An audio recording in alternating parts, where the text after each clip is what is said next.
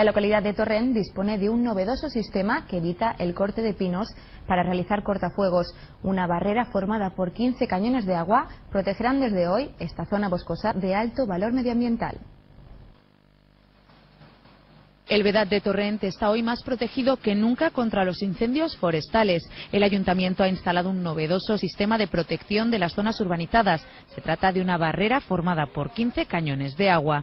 En caso de fuego se pondría en marcha este sistema, que tiene una propulsión de entre 8.000 i 9.000 litros de agua por minuto de cañón. Han fet un sistema defensiu de més d'un quilòmetre de distància i que equivalix en quant a lo que és la prevenció de focs i incendis a en marcha un minut les 15 torres a lo que suposaría un hidrobio. Las torres están perfectamente identificadas para que los propios ciudadanos puedan señalar con exactitud el lugar en el que se está produciendo el fuego.